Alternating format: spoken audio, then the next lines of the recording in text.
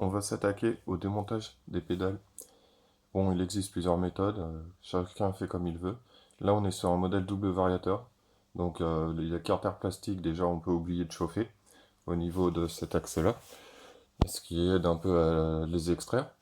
Là, donc, après, on peut très bien prendre un Derifienne ou un arrache-rotule ou ce genre d'outils. Quand on les a pas, on fait avec les moyens du bord. Là, on va commencer par enlever la pédale. Ça évitera de s'embêter par la suite. Pour cela, sur ce modèle-là, on prend une clé de 16, tout simplement. Il y a un sens de chaque côté. Si on n'est pas du bon, on tournera dans l'autre sens. On cède de l'autre côté et on tourne. Ce qui permet de débloquer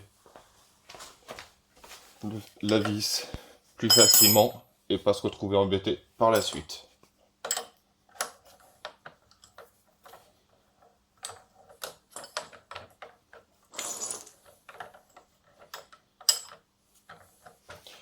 Bon, j'avoue un peu que sur ce coup-là, j'ai eu de la chance, elle s'est extraite assez facilement. Donc pour l'autre, la manivelle, on va la faire à la méthode marteau.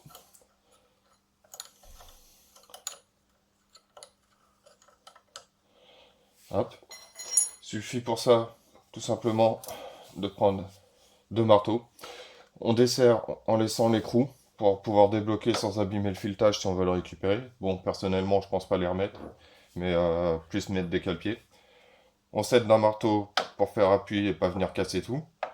Et on vient l'extraire. Suite à ça, on peut enlever l'écrou. On va y aller plus doucement, mais vu que le premier coup a complètement débloqué l'axe, normalement, avec des petits coups, il devrait sortir sans abîmer le filetage.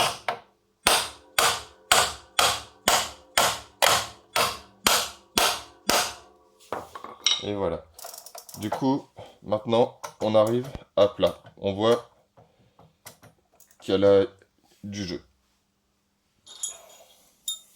Suite à ça, on s'arrange pour prendre un extracteur qui soit suffisamment gros pour pas trop abîmer. Et on vient finir de l'extraire. Et voilà. Il a été extrait sans trop de difficultés. Maintenant, on voit que ça tourne librement et on peut extraire la manivelle. Ce qui nous permettra d'enlever le cache et pouvoir aller nettoyer à l'intérieur. Surtout que sur ce côté-là, pour les doubles variateurs, c'est la chaîne de transmission qui est bien souvent graissée et qui fait des gros amas de graisse.